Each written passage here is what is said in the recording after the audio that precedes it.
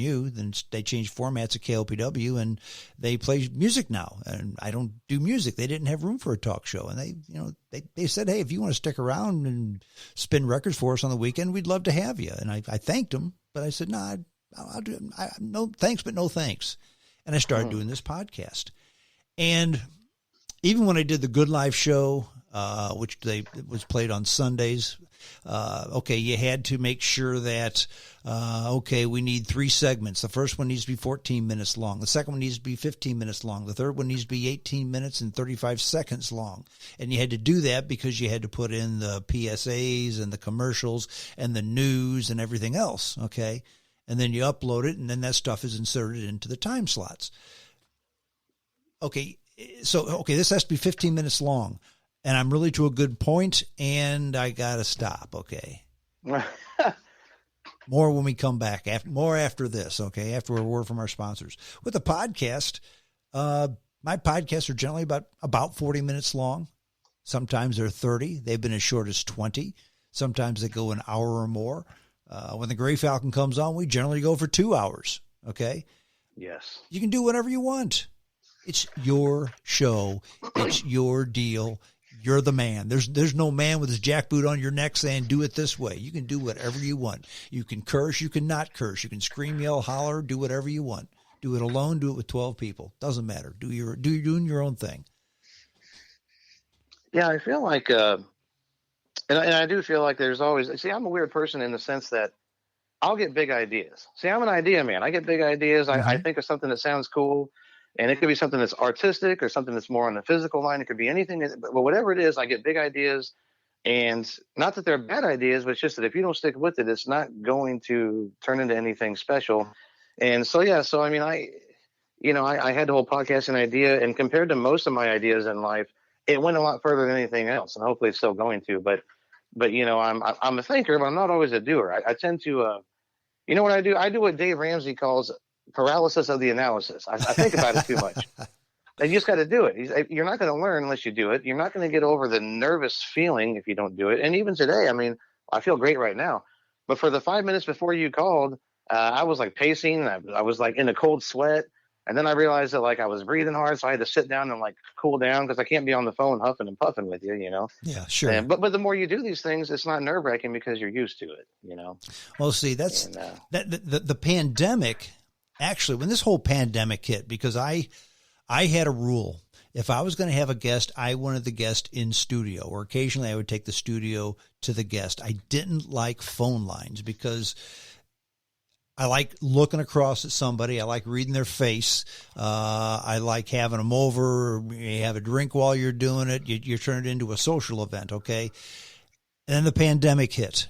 And so I started doing the poolside podcast. Okay, so we're going to be safe, but we're going to be outside.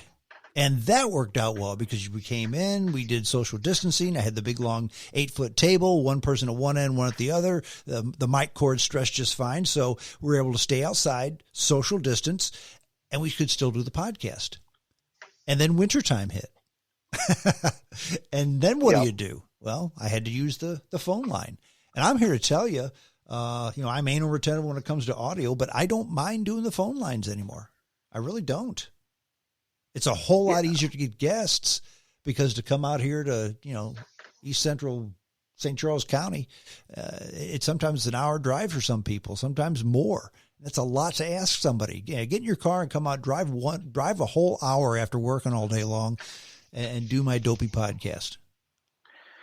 Well, and actually it's a great drive, or at least from where I live, it's a great drive. It was very scenic, and I certainly wouldn't call it a dopey podcast. I mean, anyone who's listened to my show for more than 10 minutes, I mean, I can't go one show without dropping your name. So just because I like your show so much, and you're very kind. And so for me, the couple times I've done it was always a thrill. And then I'll drive home and think, oh man, I forgot to say, I was going to mention something. Oh, I forgot about to say that, and so I get a little caught up in it, and sometimes I forget. One certain thing I was going to mention. We all do that. We all do that. But the whole phone thing, I mean, in fact, let me ask you, because I'm here in my studio and you're in your studio, but our equipment doesn't talk to one another unless you're on a phone going through my board. So what kind of a phone are you talking on? Are you talking through the microphone? So what I actually have is my phone is Samsung Galaxy S9 Plus. I'm plugged into it with just like a regular set of headphones. It has a cord. It's not a cordless headphone. So it has a cord, and it's one of these where it's a set of earbuds, and it has like one of those tiny microphones kind of built into the cord. Yeah, it's a good setup. I mean, you sound fantastic. Simple setup. I actually use this anytime I'm on the phone because for quite some time now, I've had a little bit of an issue with I listen to podcasts on my phone. So like if I want to listen to a show when I'm getting ready for work, I throw it up in the bathroom windowsill. I just play it through the speakerphone. But if I want to use my phone like a regular phone and put it to my ear, there's an issue with the ear speaker, and I can't hear too good. So even if it wasn't a podcast, even if you and I were just talking any other day of the week, I just always plug my headphones in because now I'm hands free. I don't have to hold the phone to my sweaty ear, and then also it just sounds a lot better anyway. And your hands are free too. Right. Yeah. Well, it'd be even better if I had like like people have Apple has the cordless ear. What do they call them? The AirPods, I think. Right.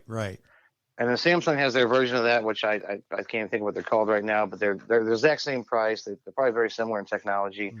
They're a couple $100. I should just get those, and I have something like that, but instead of being made by Samsung, they're like Skull Candy or one of those other brands. Yeah.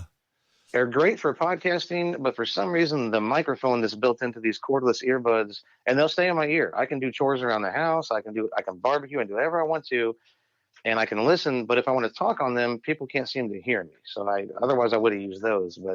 So I'm just using a simple setup right now. Yeah, so. And sometimes the simplest setups work. They just work the best. They do. That's right. I bet you one of the reasons that works so well for you is if. One thing about a phone interview, if you walk around or if you take your phone and your phone goes like an inch or two away from your mouth and an inch or two closer to your mouth, it fades and it crackles and it just doesn't sound great. If you're on a headset, that microphone is going to stay about the same distance all the time. So that's probably why it sounded so good. Yeah, that makes sense. People get kind of frustrated with me because they'll call and I won't answer. And the reason that is because I'll be at home. Let's say I'm sitting in my chair and my phone rings. I look over. Well, first I got to look at the caller ID and make sure it's someone I want to talk to, right? Sure. But because half the time it's a telemarketer trying to get me to refinance the house or buy seamless guttering. I don't know. But let's say I look over and it's someone I actually care about. Oh, I got to answer the phone, Sure. Well, then I look around and I go, well, I know how this is going to go. I'm going to need those headphones. So I'll let it ring and quit ringing, then I'll call everybody right back. And I was doing this for a long time, and finally someone said, you never answer when I call. I said, yeah, but I always call you back, and here's why. I got a problem with my phone, So I got to find those headphones, otherwise I can't hardly hear you at all. Right. I need to just replace it or get some kind of repairman to fix that little ear speaker, but anyway, hands-free is the way to go. So. Yeah, I think it is too. But yeah, I mean, I've done podcasts on my iPhone, and the audio's not great, but it's okay. I will tell you, I've said 3 times now how anal retentive I am with audio. I can't believe the broadcasters, the podcasters, the interviewers who just they can buy and sell me, and it'd be a rounding error to their portfolio. Okay. And their audio is horrible, just really horrible. You know who the worst is? He's the homeloanexpert.com. Ryan Kelly, I think is his name or something. He advertises mortgages for refinancing for houses, and he's on the Cardinal broadcasts a lot. He has a lot of the Cardinal broadcasters on his television commercials sometimes, and the audio is just horrible. It's like they did it on their 1993 Nokia candy bar phone, and then just kind of and had their mom film it on an 8mm camera. And this guy's trying to sell. I mean, he had to pay, Danny Mac and Ricky Horton or whoever he has on. They probably pay those guys a ton of money advertising, and the audio is terrible. Huh. There's echoes. There's no acoustics. It's just terrible.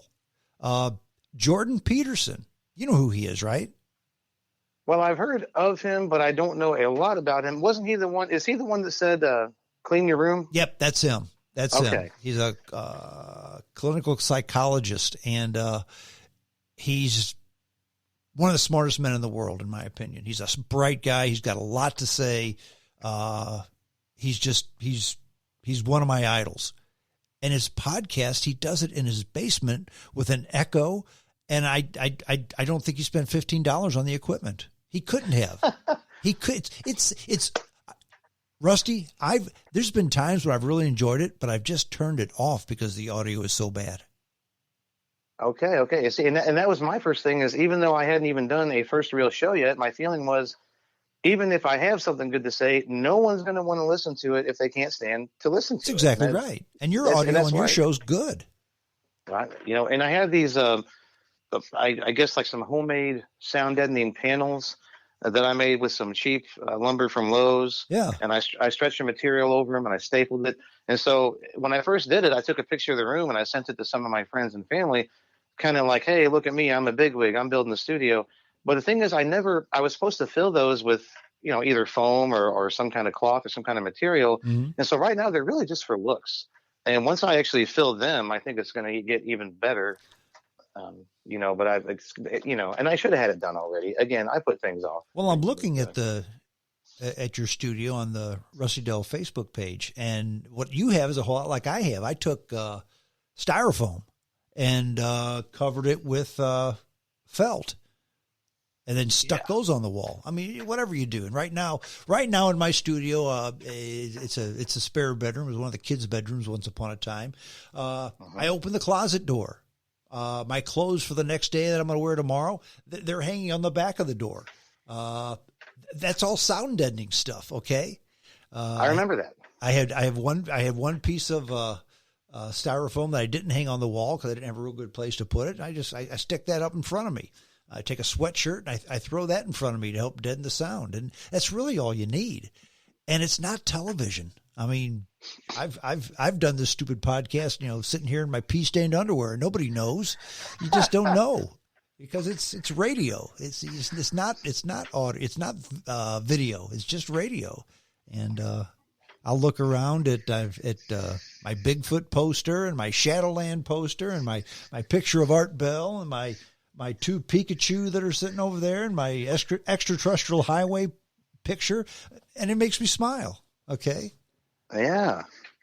It's just cool. This room, the room that I'm in started off being the room that was full of junk because we didn't know what to do with some of the things that we owned. Uh-huh. But the long-term goal was to be a den. And I say den specifically because even though I still feel young and I'm only 38, I guess you would say that's pretty young still.